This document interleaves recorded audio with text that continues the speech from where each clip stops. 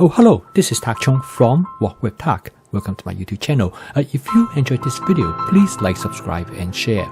Feel free to write to me at walkwithtak@gmail.com if you have any question regarding to this video or any other videos that I have posted in the past. If you have any videos that you would like me to make, please let me know. This video is a good example that comes from a request. A viewer asked me whether I can make a chicken cacciatore in the wok, and he said he really liked that dish and he used it quite often, but it was time consuming. He'd like to know, is there an easier way to do it? I'm going to mix this dish entirely in the wok, starting out by boiling the pasta in the wok. Now the pasta that I choose to use is a penny pasta. The selection is more coincidental rather than intentional because I have some penny pasta in my pantry. And I look at the pasta, I said this might be a good way for use it up. If you have not used a wok before to boil pasta, this is definitely the best way for boiling any type of pasta because of the large opening. As you can see, is that in this case, the water will come to boil, but it will never boil over, as like in the case in a pasta pot. I boiled the pasta for about 10 minutes, and then I transferred it to a bowl of cold water. I boiled about 1 pound of penny pasta. I used half of it, and I saved the other half. I marinated the chicken in my advanced prepping, and I seasoned it with Italian seasoning, cornstarch, and a small touch of sugar. And this method is frequently known as dry marinating. The advantage of this method is that the cornstarch will absorb the moisture from the chicken, and this will keep the chicken dry. It is important that the chicken should be as dry as possible so that it will not reduce the temperature of the oil when you try to sear the chicken. The advantage of a stainless steel wok is that I can make just almost seamless transitions from boiling the pasta and now for cooking the chicken. I season the stainless steel wok using my spot seasoning method to create a non-stick cook surface. The method is very simple. All I have to do is heat up the oil to its smoking point and I let it smoke gently for about 15 seconds. Then I'm ready to cook. And now the wok have a non-stick cook surface. For stir frying, searing the meat is really essential. And one of the best ways to sear the meat is to lay out the chicken, in this case in a thin layer. And the best way to do it is to use a pair of tongs. In this case, patience is really important.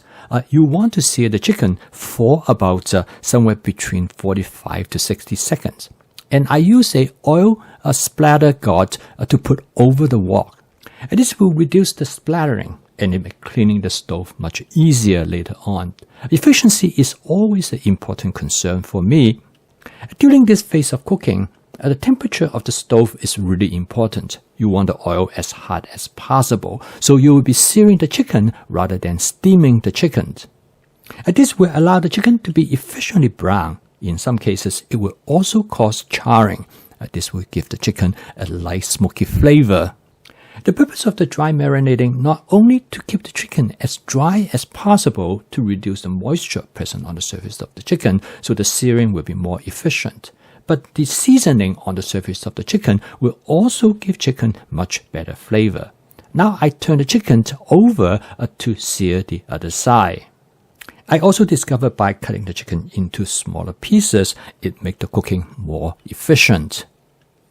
In the traditional recipe for this dish, the chicken usually use a whole piece chicken, and the chicken will also contain the skin.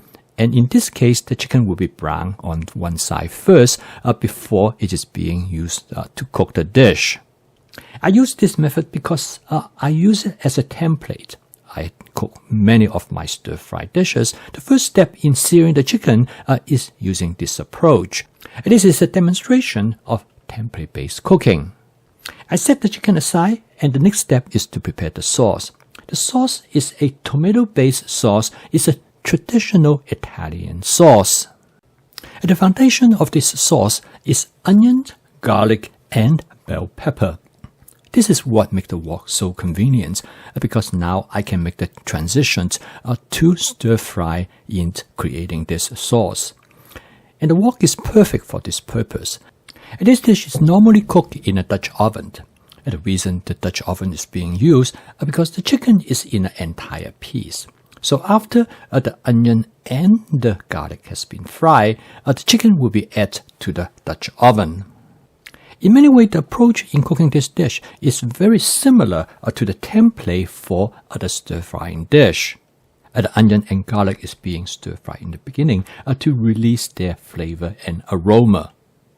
Here is a good example of sequential stir-frying. In this case, the pepper is added at a later stage because the pepper is going to be cooked a little bit less as in comparison to the onion and the garlic. Mushroom is a standard for this dish. So in this case, I'm going to use some king oyster mushroom.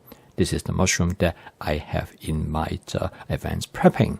So all the ingredients which I use in this dish, I already have in my advanced prepping. So for me, cook this dish is very simple. It is very much the same way as I would normally cook a stir-fried dish. And next, I add some cooking wine to the surface of the wok, and I use the wok spatula to remove whatever material that has stuck and burned to the surface of the wok.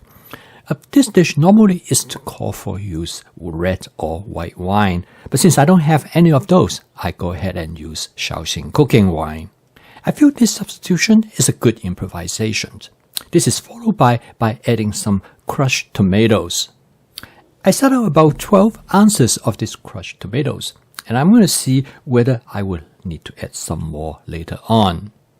By this point, I have turned down the heat. I want to slow cook the content. I will provide a slow simmer.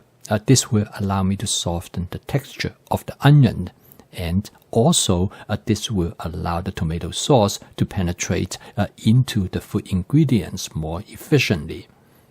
The last but not the least, I'm going to season the dish with some Italian seasoning. Instead of adding individual seasoning agents separately, I decided to use this. This will provide me with a shortcut. This Italian seasoning create a nice flavor which I have used in other type of Italian dishes as well. So I have confidence that this will turn out well. I do not use a recipe to cook this dish. Rather, I use a template. I use a template that I normally use for making stir-fried dishes. I use basically the same characteristics that I find that will work in a wok. And I believe there's really not that much difference if I have cooked this dish in a Dutch oven or in a skillet. The wok's advantage is that it will allow me to mix everything more efficiently. After the final taste test, I feel comfortable with it. The final step is for me to mix the penne pasta with the sauce. I have mixed this penne pasta in advance. In fact, I prepare an entire box, which is 1 pound of penne pasta. I'm going to use about half of it for 2 of us. From what I have learned, this dish can be served with a variety of carbohydrate.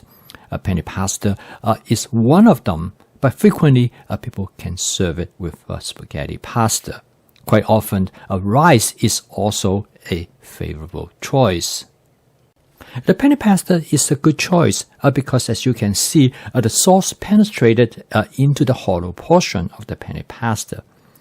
After doing some taste tests, I decided I'm going to add a little bit more crushed tomato. This will provide the consistency that I'm looking for.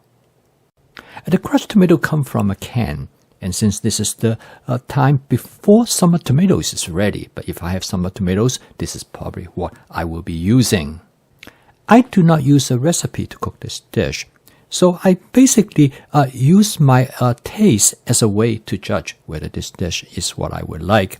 And so the continued taste test will allow me to adjust the flavor to what I want. And the final step is for me to incorporate the chicken into the dish. Now this is important by separating the chicken and this sauce separately, because this way I can maintain the flavor and texture of the chicken. Now this dish cooked quite differently from a traditional chicken cacciatore. In a traditional approach, the chicken is cooked as a whole piece with the skin on, and it simmer in the sauce until the chicken reach the type of doneness. But in this case, by slicing up the chicken into thin pieces as I would normally use in stir frying, it greatly accelerates the chicken cooking process. This dish is basically a template that I normally would be used for making a lo mein.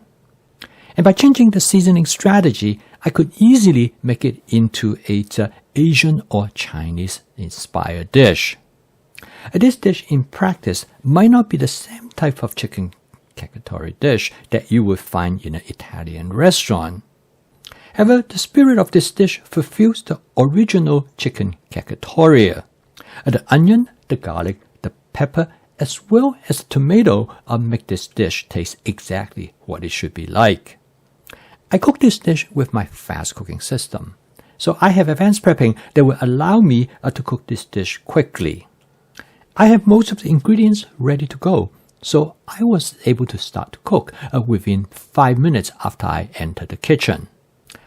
This is the first time I cooked this dish, and I'm very impressed by the outcome. I feel the dish meets the spirit of the original dish. This provides a good demonstration that stir frying is a technique that can be used for cooking any dishes from all kinds of cuisines. Cooking this dish has given me a lot of other ideas. One thing that I would like to try in the future is different kinds of pastas. For example, next time I would like to try this dish with fettuccine. I would like to help you to make home cooking practical, efficient, creative, and fun. Use my fast cooking system. If you'd like to learn more about this cooking system, please subscribe to this YouTube channel. So keep on cooking, and I will see you tomorrow.